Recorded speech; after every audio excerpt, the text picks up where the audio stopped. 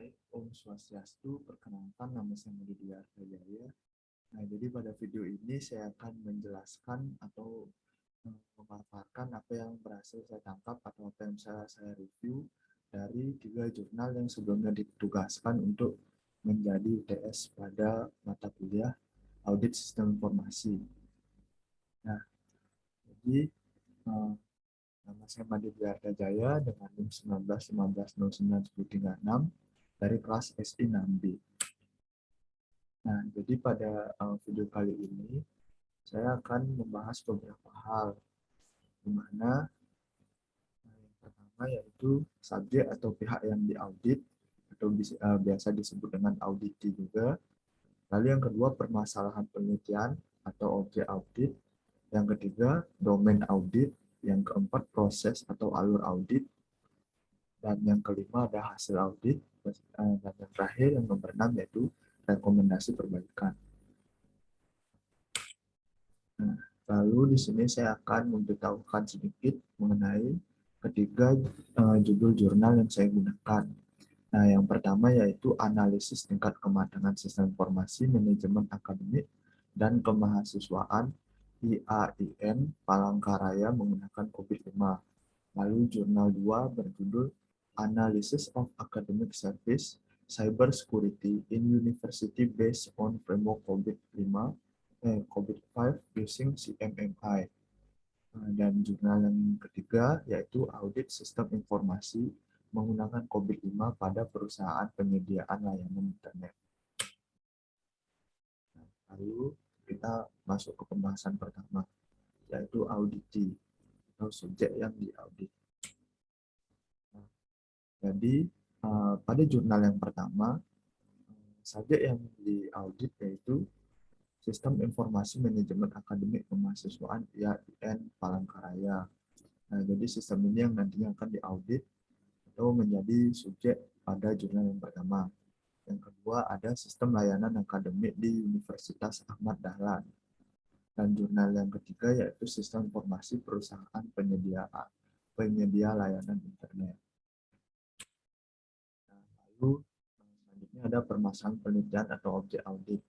Nah, di mana pada bagian ini saya akan menjelaskan masalah apa yang diangkat pada ketiga jurnal yang saya akan review. Nah, jadi jurnal pertama, di mana peneliti pada jurnal pertama melakukan pengujian terkait tingkat kematangan sistem akademik tadi di Universitas Palangkaraya. Nah, jurnal yang kedua yaitu evaluasi terkait dengan manajemen keamanan sistem informasi akademik yang telah diterapkan di Universitas Ahmad Dahlan. Dan jurnal yang ketiga yaitu di mana peneliti melakukan pengukuran tingkat keefektifan operasional sistem yang digunakan pada perusahaan penyedia layanan. Nah, lalu selanjutnya domain sistem informasi. Nah, di sini saya akan menjelaskan sedikit mengenai domain yang digunakan oleh tiap peneliti pada jurnal yang saya akan review. Nah, jadi pada jurnal pertama, dia menggunakan framework COVID-5 dengan domain EDM. Lalu jurnal kedua yaitu menggunakan framework COVID-5 juga, namun dengan domain DSS, dengan subdomain DSS 05, dengan menggunakan metode CMMI. Lalu yang ketiga ada framework COVID dengan domain DSS juga, namun menggunakan subdomain DSS 03. Nah, jadi yang saya ketahui dari beberapa artikel yang sempat saya baca, di mana COVID-5 ini memiliki 5 domain. Ada IDM atau Evaluate, Direct, and Monitor.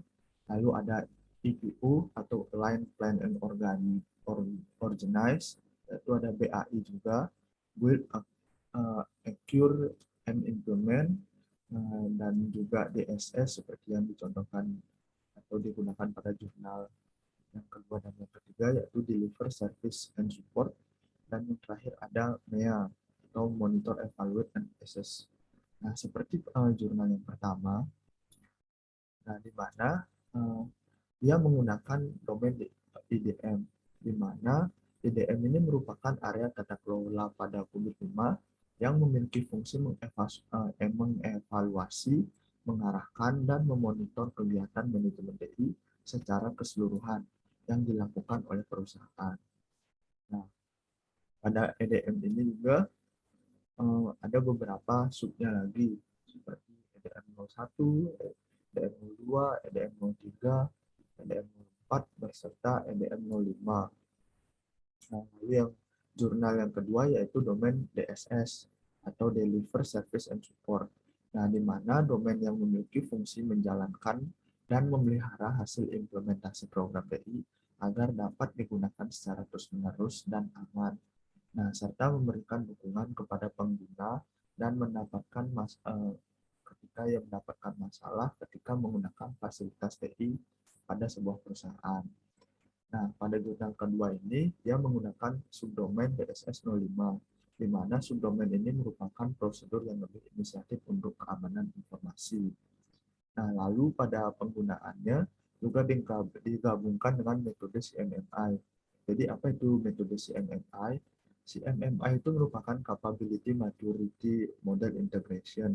Nah, di mana CMMI ini merupakan model pendekatan untuk menilai skala kemampuan dan kematangan organisasi perangkat guna. Nah, lalu jurnal yang ketiga sama juga menggunakan DSS seperti yang saya jelaskan tadi, di mana yaitu Deliver Service and Support. Namun di sini fokus kepada subdomain DSS03. Nah, di mana DSS03 ini merupakan proses dalam pengidentifikasian dan pengklasifikasian problem ataupun penyebabnya, beserta menyediakan resolusi dengan jangka waktu untuk mencegah terulangnya insiden dan memberikan rekomendasi untuk perbaikan dari permasalahan tersebut. Nah, lalu lanjut, bagaimana proses alur auditnya. Nah, di sini sebenarnya saya membaginya menjadi 4 tahapan, karena secara garis besar ketiga jurnal ini memiliki alur yang sama, di mana jurnal pertama, kita mulai dari jurnal pertama dulu maksud saya, yaitu menentukan tujuan penelitian. Di awal, di mana peneliti menentukan tujuan dari audit yang akan mereka lakukan. Seperti apa audit yang dilakukan, dan audit di bagian apa yang ingin mereka laksanakan. Lalu yang kedua, melakukan pengumpulan data. Nah, di mana pada jurnal pertama dijelaskan secara detail mengenai metode-metode yang digunakan untuk mereka melakukan pengumpulan data. Di mana peneliti pada jurnal pertama menggunakan metode observasi, kuesioner, serta wawancara untuk pengumpulan datanya. Nah, lalu setelah data terkumpul, mereka melakukan analisis data, di mana ada 2 tahapan yang mereka lakukan, yaitu analisis kapabilitas level beserta analisis gap. Nah, lalu yang terakhir yaitu penyampaian hasil audit.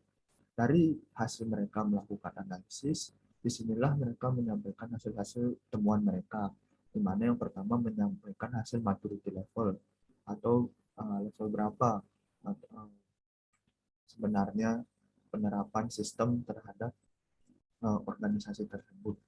Lalu yang kedua, peneliti menyampaikan hasil analisis tingkat kesenjangan atau analisis gap tadi yang dilakukan pada analisis data atau tahapan yang ketiga. Lalu yang keempat, menyampaikan temuan masalah. Dan yang terakhir yaitu memberikan rekomendasi perbaikan.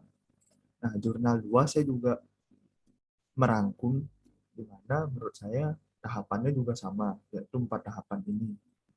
Namun pada jurnal kedua, saya tidak atau peneliti tidak menuliskan secara detail metode pengumpulan data yang beliau lakukan. Namun satu hal yang pasti saya bisa baca pada jurnal tersebut, di mana dalam pengumpulan datanya salah satu metode yang digunakan yaitu kuesioner. Nah, lalu lanjut pada analisis data, di mana di sini ada perbedaan sedikit, di mana jurnal kedua di awal melakukan integrasi model kematangan kemampuan CMMI. Lalu selanjutnya, peneliti juga melakukan analisis kapabilitas level beserta analisis gap.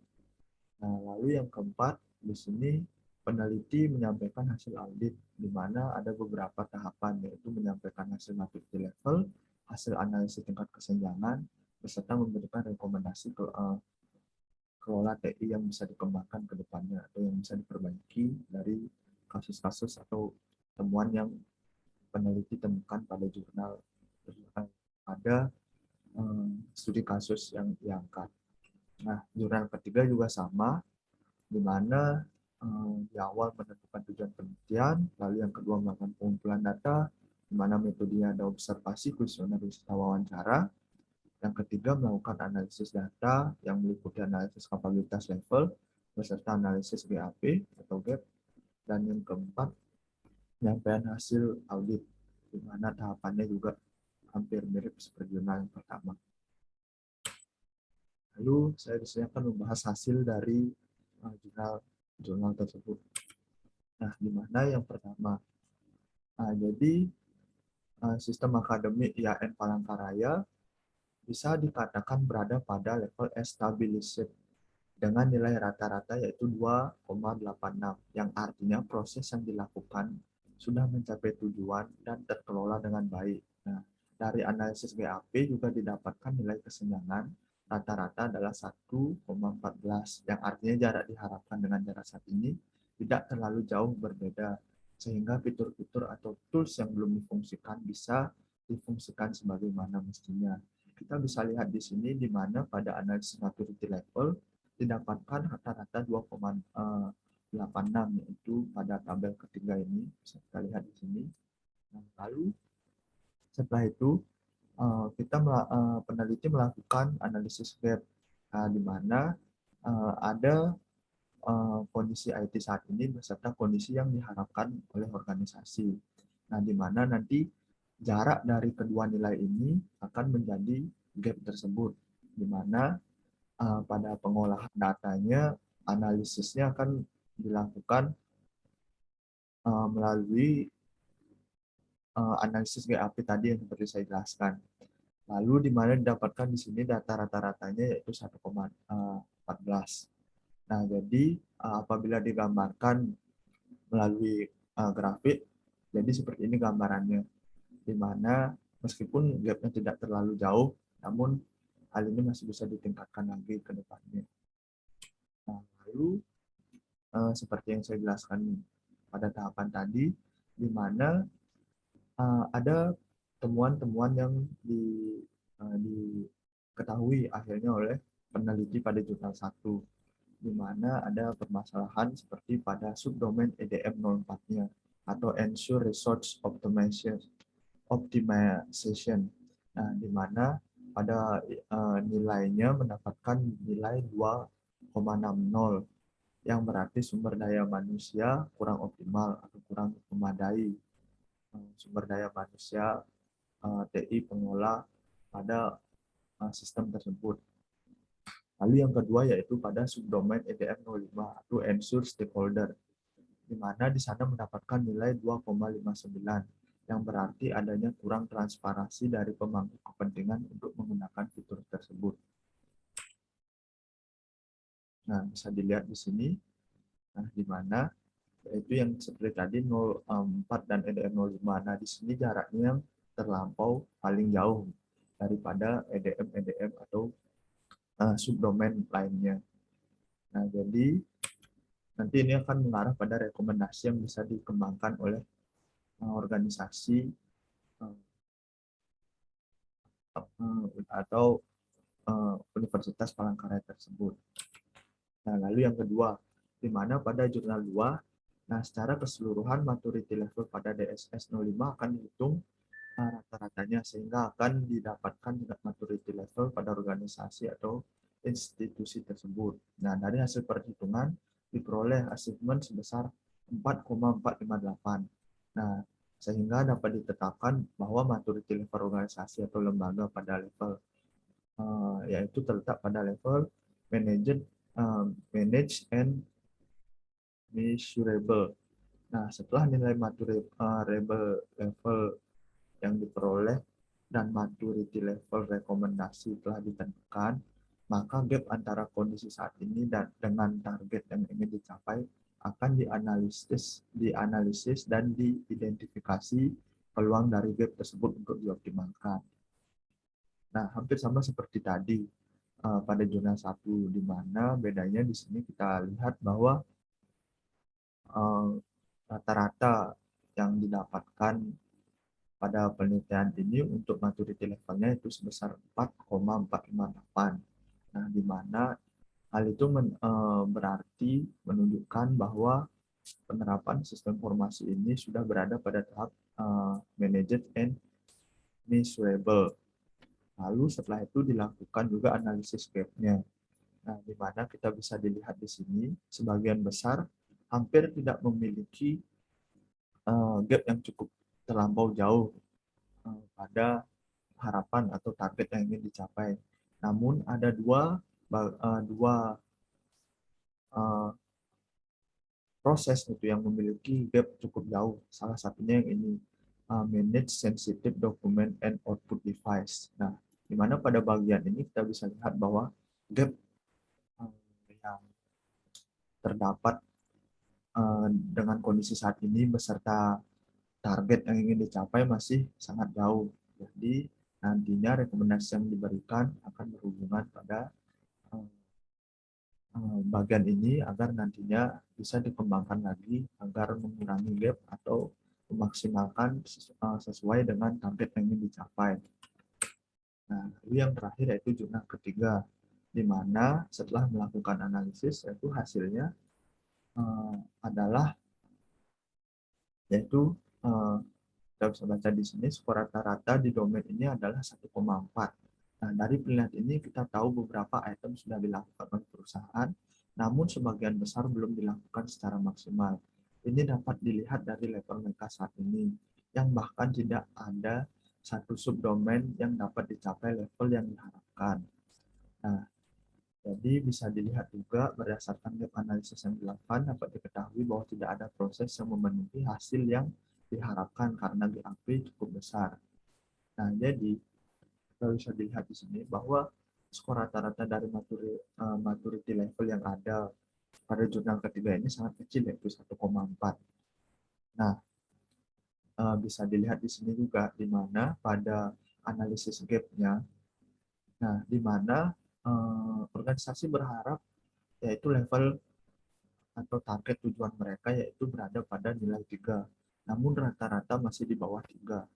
Lalu apabila dibandingkan dengan analisis gap yang dilakukan, kita bisa lihat di sini, di mana ada gap yang sangat jauh, bahkan sangat amat jauh gitu, pada subdomain yaitu DSS 03, Rise and Known Error, DSS 0304 yaitu Resolve and Close the Problem, lalu DSS 0305 yaitu Performance Proactive Problem. Nah, jadi di sini meskipun semua memiliki gap yang cukup jauh, namun ketiga bidang tersebut yang saya jelaskan tadi, subdomain tersebut memiliki gap yang sangat jauh daripada target yang ingin dicapai. Nah, jadi rekomendasi yang nanti diberikan oleh peneliti akan berhubungan dengan nantinya diharapkan dilakukan untuk membantu organisasi mencapai target ekspektasi dari penerapan sistem informasi yang mereka lakukan. Nah, jadi saya masuk bagian yang terakhir yaitu saran. Nah, jurnal yang pertama, rekomendasi yang bisa diberikan berdasarkan temuan-temuan dalam penelitian tadi, yaitu yang pertama, pihak institusi harus mencari atau menambah SDM yang memadai tentang penggunaan TI atau TI, sistem TI. Nah, yang kedua, pemangku kepentingan harus transparansi dengan sistem informasi yang ada untuk menggunakan fitur-fitur yang belum difungsikan menjadi berfungsi sesuai dengan tujuan dan lebih baik untuk kepentingan sistem informasi manajemen akademik dan kemahasiswaan IAIN Palangkaraya. Nah, yang kedua atau jurnal yang kedua di sini, rekomendasi yang bisa diberikan atau saran yang bisa diberikan yaitu yang pertama, menetapkan sistem yang digunakan untuk mengevaluasi ancaman yang akan muncul, lalu didokumentasikan dan dipantau secara terus-menerus. Nah, diharapkan instansi ke depan lebih siap menghadapi ancaman konektivitas dan dapat dengan cepat memberikan pengunggulan terkait keamanan konektivitas. Lalu yang kedua yaitu melakukan evaluasi rutin minimal sebulan sekali pada sistem informasi yang dikhawatirkan akan menjadi ancaman baru yang potensial. Yang ketiga yaitu memantau infrastruktur untuk hak akses yang tidak sah dan memastikan bahwa setiap event terintegrasi dengan monitoring event manajemen harus melakukan evaluasi rutin. Nah, minimal setiap semester terhadap sistem informasi yang dikhawatirkan dapat menimbulkan potensi ancaman baru. Lalu jurnal yang ketiga yaitu ada beberapa saran yang diberikan oleh peneliti. Yang pertama yaitu perusahaan harus mengidentifikasi, mengevaluasi, dan memproses solusi yang dapat digunakan untuk memecahkan masalah. Lalu yang kedua, perusahaan harus membuat jadwal tentang berapa lama proses penyelesaian masalah, sehingga orang dapat mengetahui dengan tepat kapan masalah yang akan diselesaikan. Lalu yang terakhir yaitu perusahaan harus mengidentifikasi, mengevaluasi, dan memproses solusi yang dapat digunakan untuk memecahkan masalah. Perusahaan harus juga bisa membuat jadwal tentang beberapa lama proses pemecahan masalah sehingga dapat mengetahui dengan tepat kapan masalah bisa diselesaikan, dan para manajer di perusahaan harus bertemu secara teratur untuk membahas masalah yang ada dan bagaimana memecahkan masalah tersebut. Nah, jadi itu dia review yang bisa saya berikan terkait dengan tugas UTS pada mata kuliah audit sistem informasi ini. Apabila ada kekurangan atau kesalahan kata, saya mohon maaf. Saya tutup dengan